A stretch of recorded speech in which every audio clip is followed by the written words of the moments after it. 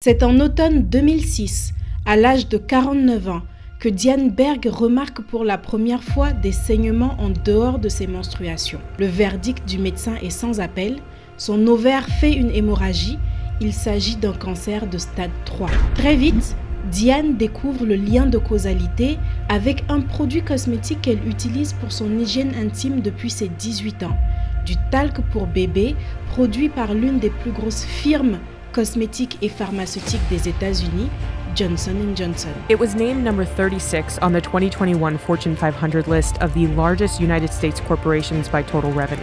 Un produit qui fait débat depuis 25 ans déjà, pour la simple et bonne raison qu'on y retrouve un composé très particulier, de l'amiante. Johnson & Johnson didn't tell the FDA that at least 3 tests by 3 different labs from 1972 to 1975 had found asbestos in its talc. Initiating a voluntary recall in the United States of its popular Johnson's baby powder.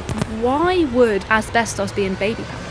Si Diane sera la première à s'engager dans un procès contre la compagnie, près de 100 000 femmes la rejoindront ensuite et ce que leur bataille va révéler sur les pratiques de Johnson & Johnson est un véritable choc pour le public. Fraude financière, corruption, création de sociétés factices pour couvrir leurs crimes, une pléiade de malversations en voie de découler à l'une des plus grosses sanctions financières pour une entreprise aux États-Unis et qui décerne à Johnson & Johnson le titre de l'entreprise de cosmétiques la moins éthique. You cannot be selling baby powder with asbestos in it. Comment se fait-il qu'on retrouve encore aujourd'hui de l'amiante dans du talc pour bébé malgré son bannissement en 1989? Et quelles sont les conspirations auxquelles l'entreprise Johnson & Johnson se livre depuis plus de 50 ans pour se déresponsabiliser? Nous voilà avec beaucoup d'informations et surtout de très lourdes accusations. Alors on va tout reprendre depuis le début et retourner à l'époque de création de Johnson & Johnson pour découvrir comment tout a commencé. La naissance de l'entreprise intervient en réponse à un contexte historique bien spécifique. Au milieu des années 1800, les procédures chirurgicales en Amérique ont un petit nom: boucherie humaine pure, dans le sens où pour la moindre petite blessure, les patients se font systématiquement amputer, sans anesthésie, par des chirurgiens très fiers de porter les tabliers encore tachés du sang de leurs patients précédents pour montrer leur expérience et sans laver leurs ustensiles au préalable. Il est dit que c'était une ère où la rapidité et la férocité du chirurgien primaient sur ses compétences réelles et cette morale conduisait presque toujours à la mort du patient. You break your leg, you're going to have your leg chopped off almost certainly, and you've got a 50-50 chance of dying. Most physicians graduated never having practiced at the bedside, never having performed surgery, and they'd probably never even seen a laboratory. Cette réalité va d'autant plus être observée durant la guerre de sécession, où 620 000 soldats américains vont décéder sur le champ de bataille, non pas à cause des combats en eux-mêmes pour la majorité, mais à cause des infections et maladies qui surviennent après les amputations à la chaîne, qui sont réalisées pour certaines en un temps record de 3 minutes. C'est à cette période précisément qu'entre en scène notre protagoniste principal, Robert Johnson. Il est âgé d'à peine 16 ans et pour lui éviter d'être appelé à la guerre comme ses grands frères, sa mère va lui trouver un poste d'apprenti dans la pharmacie de son oncle. C'est là qu'il va développer son intérêt pour les produits de soins, mais surtout il vivra en première ligne les limites de la médecine et de la chirurgie de son époque, jusqu'à ce qu'un homme vienne révolutionner ce domaine à tout jamais. Joseph Lister, célèbre chirurgien britannique, découvre après avoir lu les travaux de Louis Pasteur que ce sont les bactéries présentes dans l'air qui sont responsables des infections post-opératoires. Jusque-là, on pensait que l'apparition de pus était le processus normal de guérison d'une plaie et le seul protocole sanitaire mis en place était d'aérer les salles opératoires entre midi et 2. About half of all patients who were subjected to surgery died as a consequence before Lister's work. Joseph va mettre en place les procédures d'antisepsie en chirurgie et inventer le tout premier pansement antiseptique. Il va donner des conférences où il explique aux chirurgiens, voilà les gars, vous découpez les pieds des gens avec la même scie que vous avez utilisée pour couper le bras du voisin et sans la laver. Pareil pour vos mains et en plus vous opérez en tenue de ville. Ça craint. Et c'est bien entendu que les chirurgiens de l'époque n'en ont rien à faire de ce que dit Joseph, parce que lui, c'est qui? Parmi le peu de personnes convaincues à cette époque de ces nouvelles découvertes, on va compter notre Robert, dont la carrière va prendre un tournant décisif lorsqu'il rencontrera Joseph à l'exposition universelle de 1876, où il y donne une conférence sur ses méthodes d'antisepsie. Robert a alors bien grandi, il est à la tête d'une entreprise renommée de distribution d'emplâtre et il est convaincu que les travaux de cet homme-là, Joseph Lister, c'est le futur de la médecine. Il faut se mettre sur le marché maintenant. Il se sépare de son associé de l'époque et il fonde une toute nouvelle start-up innovante qui sera la première à faire de la production de masse de fournitures chirurgicales stériles. Il embarque ses frères James et Edward dans l'aventure. Le premier est un génie du marketing, le second est un ingénieur capable de fabriquer des machines performantes. C'est ce qu'on appelle une fratrie rentable. L'entreprise est nommée Johnson & Johnson et son succès réside en un principe business simple, le Product Market Fit. Quand un produit résout parfaitement le besoin que rencontre un marché, à tel point que les gens ne peuvent pas s'empêcher d'acheter. What do you offer and what do they want? And do they overlap enough for a purchase to occur? When purchases occur easily with little friction, that is when you have product market fit. Avant les produits Johnson & Johnson, la solution de désinfection proposée par Joseph était d'asperger les salles d'acide carbolique. Et c'était pas très pratique pour les chirurgiens. Ils devaient tout de même faire quelque chose pour rendre leurs ustensiles stériles parce que leurs patients mouraient en masse et il y avait urgence. Ils étaient donc enclins à payer pour des solutions alternatives et constituaient alors un marché parfaitement prêt et en pleine croissance. Johnson & Johnson ne va pas cesser d'améliorer ses produits. Du simple adhésif imprégné d'un mélange de composés médicinaux, ils vont passer au pansement doux et absorbant au coton et au gaz. 4 ans après leur création, ils ont pu garantir la stérilisation de leurs bandages, cette fois grâce à la chaleur sèche. Leurs innovations prennent principalement source dans l'écoute du marché et des retours de leurs clients. En 1982, Frédéric Kilmer, directeur des affaires scientifiques de l'entreprise, reçoit une lettre à propos d'un patient qui souffre d'irritation après utilisation de leur pansement. C'est là que Frédéric lui donne l'idée d'utiliser du talc parfumé provenant d'un fournisseur italien pour apaiser sa peau. 2 ans après cet événement, le talc sera officiellement mis sur le marché et deviendra un produit phare de l'entreprise, mais aussi un standard pour l'hygiène intime des femmes et des enfants. L'entreprise va enchaîner les innovations en s'imposant comme pionnière dans la production de masse de serviettes hygiéniques, fils dentaires, trousses de secours. Tout ça sous la direction de Robert qui occupera le poste de CEO jusqu'à son décès en 1910 à l'âge de 64 ans. À partir de cette période vont se succéder à la direction plusieurs membres de la famille et chacun va ajouter une pierre spécifique à l'édifice. D'abord, c'est James le Benjamin qui occupera ce poste de 1910 à 1932 et l'entreprise sera alors placée sous l'ère de l'expansion rapide. Le développement de produits innovants continue avec les bandages adhésifs,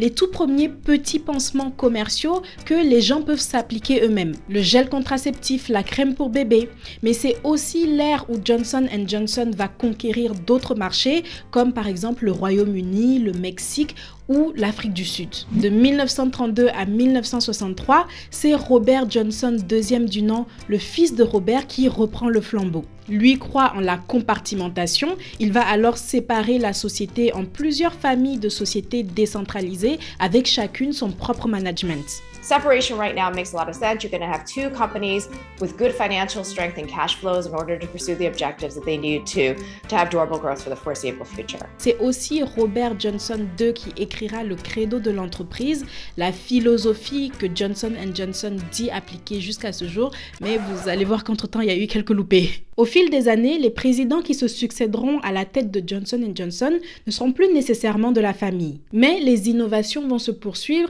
et l'entreprise ne va cesser de gagner en renommée et en estime du public, du fait notamment de son engagement envers les femmes depuis sa création. Aussi grâce à d'autres actions comme la distribution de kits de santé ou packs de soins gratuits. Malheureusement, il ne suffira que d'un seul événement pour entacher définitivement la réputation de Johnson & Johnson Johnson, alors construite sur plus d'un siècle.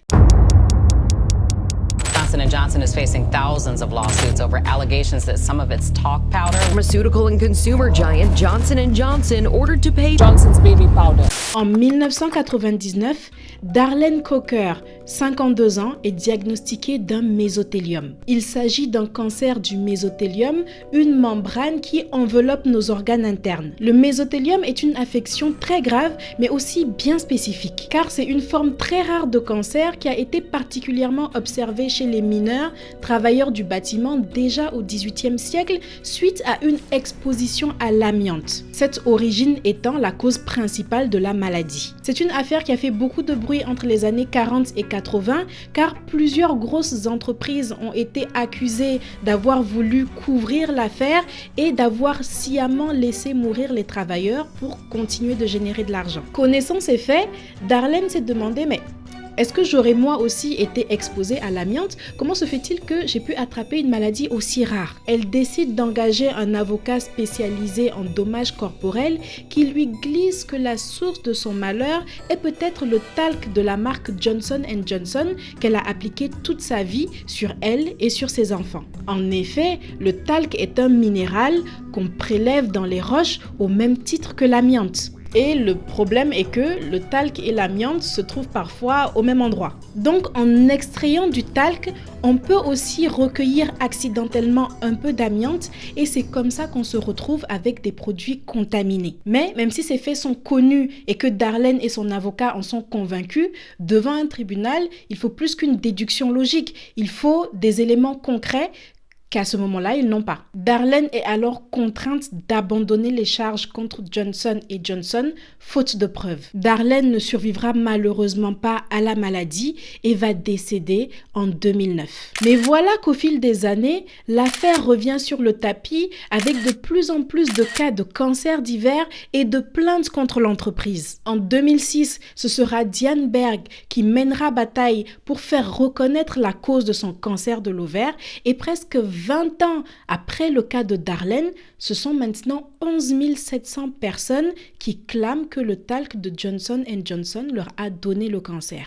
Et là, on veut bien qu'il n'y ait pas de preuves, mais autant de personnes qui se plaignent, c'est étrange quand même. La Cour contraint donc Johnson & Johnson à publier tous les tests effectués sur leur talc pour déterminer une fois pour toutes si oui ou non il contient de l'amiante. Parce que oui, ce qu'il faut savoir, c'est que après la découverte comme quoi l'amiante pouvait causer le cancer et que des études aient commencé à pointer du doigt le talc qui pourrait être contaminé par le minéral, tous les fabricants de talc ont été contraints de réaliser des tests sur leurs produits et la FDA, la Food and Drug Administration, passaient réaliser des contrôles dans les entreprises. Au cours de leur examen en 1976, Johnson & Johnson affirme à la FDA que tout est OK de leur côté, il y a 0 amiante dans leur talc. Mais les documents transmis au cours des procès ont démontré qu'en fait, pas moins de 3 tests réalisés par 3 laboratoires différents entre 1972 et 1975 ont révélé la présence d'amiante dans le talc et même en quantité assez élevée dans un certain cas. Et d'ailleurs, les tout premiers rapports qui mentionnent la présence d'amiante dans le talc pour bébé datent de 1957. Une période où Johnson & Johnson n'en commercialise pas encore, mais s'en procure auprès de son fournisseur italien. Le fameux talc italien, qui était déjà fourni dans les années 80 par le directeur des affaires scientifiques de Johnson & Johnson à des patients, était possiblement contaminé. Oui, possiblement, parce que si vous avez bien compris, le talc et l'amiante ne sont pas toujours présents dans la même roche. Parfois ils le sont, parfois non. C'est donc du fait du hasard qu'on se retrouve avec un produit contaminé ou non. Ça dépend des lots. Et là, vous pouvez vous dire, mais comme on sait les risques qui sont liés à l'amiante depuis les années 40, un moyen simple de préserver la santé de tout le monde, c'est simplement de systématiquement réaliser des tests sur le talc à extraire avant commercialisation. C'est une déduction tout à fait logique et légitime, Mais encore une fois, des documents publiés lors du procès vont révéler que Johnson & Johnson n'ont pas la même vision des choses. Or they say they don't want to carry out too many tests and too many studies themselves because they don't want to give any elements to the rivals or to those trying to attack their baby powder. So it's pretty interesting because it shows that they didn't necessarily have all these studies to preserve and bring more security for their clients and users, but to protect themselves. En Union européenne, la loi exige de faire systématiquement des tests sur les produits cosmétiques avant commercialisation, et ce depuis l'affaire du talc Morange. J'en ai parlé à plusieurs reprises, mais il s'agit d'un talc qui a été mélangé à une quantité excessive d'un puissant bactéricide et qui a malheureusement découlé au décès de plusieurs nourrissons. C'est à cet événement qu'on doit une réglementation aussi stricte en France aujourd'hui et qui perd d'ailleurs beaucoup de jeunes entrepreneurs. Si vous voulez lancer votre marque de cosmétiques et que vous ne savez pas par où commencer, ni ce que cette réglementation exige exactement de vous, j'ai une formation gratuite qui vous attend en barre de description. En Amérique, et surtout lorsqu'il s'agit de la détection d'amiante dans le talc, la FDA ne spécifie pas de test obligatoire avant commercialisation. Ce n'est qu'en fin 2023 qu'une proposition de loi était attendue à ce sujet. Donc en soi, Johnson & Johnson n'avait aucune obligation légale de mener des tests sur leur talc, mais connaissant les risques liés au produit, le fait de ne pas l'avoir fait systématiquement trahit une éthique d'entreprise assez faible. Le journal d'investigation Reuters a examiné tous les documents qui sont sortis lors du procès et ils ont démontré que la société Johnson & Johnson aurait tenté d'influencer les projets de loi qui visaient à limiter l'amiante dans les produits cosmétiques à base de talc. Ils auraient également cherché à manipuler les recherches scientifiques liées aux effets du talc sur la santé. Donc, au-delà du problème de talc contaminé, ce qui est surtout reproché à Johnson & Johnson, c'est la gestion du problème. Parce que tout ça, ce n'est que le début des révélations de la culture de l'entreprise. Et oui, il y a pire. En 2022, Johnson & Johnson se retrouve acculé par pas moins de 100 000 plaintes. Sa réputation est en déclin, il devient nécessaire de régler cette affaire au plus vite, mais pour ça, l'entreprise va s'y prendre d'une manière bien étrange. In order to limit their liability, as well as to shield their corporate assets, Johnson & Johnson pulled something that's actually known as the Texas legal loophole. En octobre 2021, Johnson & Johnson annonce que pour prendre en main tous ces contentieux liés à l'affaire du talc à l'amiante, ils vont créer une filiale nommée LTL Management. Filiale qui va porter la responsabilité des contentieux et s'assurer de la gestion des plaintes de manière plus organisée. Et c'est super, on va enfin vers une considération sérieuse du problème. Mais juste quelques mois après la création de cette filiale, LTL Management se lance brusquement dans une procédure de déclaration de faillite. La cour d'appel rejette la procédure en question pour que les procès se poursuivent. Plus d'un an après, Johnson & Johnson propose un arrangement. The pharmaceutical giant Johnson & Johnson has agreed to pay almost $9 billion to settle tens of thousands of lawsuits alleging its talcum powder caused ovarian cancer.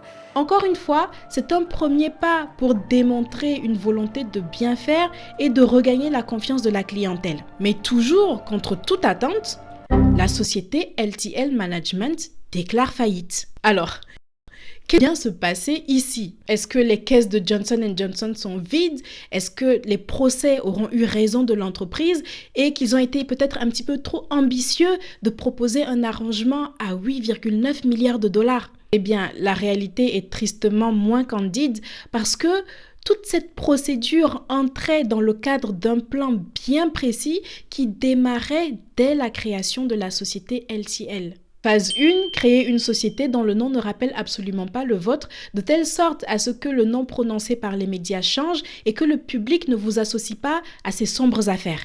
Phase 2, faire porter tout votre linge sale à cette nouvelle société et montrer patte blanche en proposant des sommes faramineuses, mais si on les ramène à chaque plaignant, ne représente finalement pas grand-chose au vu des dommages causés. Phase 3, déclarer la faillite de cette société pour l'éliminer des registres et ne pas avoir à dédommager les victimes.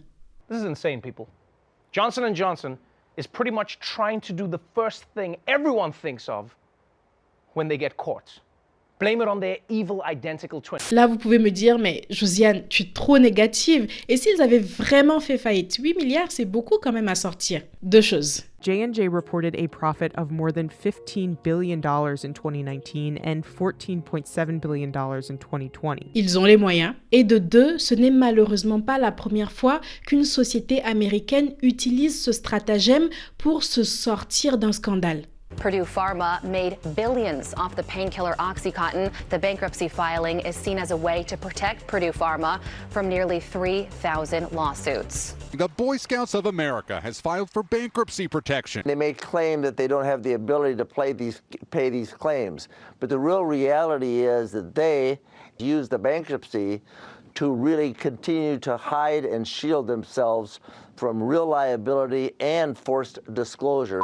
Ce qu'il faut savoir cependant, c'est que la société Johnson & Johnson soutient toujours à ce jour que son talc est totalement inoffensif. We are confident in our position that there's no causal association between talc and ovarian cancer. Tout en ayant tout de même tenté d'étouffer l'affaire en proposant, selon les dires de la concernée, 1,3 million de dollars à Diane Berg pour son silence, tout en ayant retiré du marché américain le talc en question dès 2020. Il est cependant toujours en vente dans des pays comme la France, mais encore une fois, ici, la réglementation est beaucoup plus stricte et les tests sont systématiquement demandés depuis 1996. Le seul problème pour le consommateur, c'est maintenant de distinguer les produits qui auraient été importés proprement de ceux qui pourraient être par exemple vendus sur Internet via des revendeurs particuliers. Mais la vente du talc se poursuit également sur d'autres territoires où la sécurité du consommateur ne semble pas être une priorité. Il est interdit aux États-Unis depuis 2020 car considéré comme cancérigène.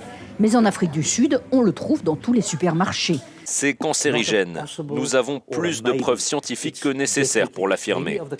C'est un fait, il n'y a aucun doute. La plupart des plaintes proviennent de femmes qui ont utilisé ce talc sur leur petite fille.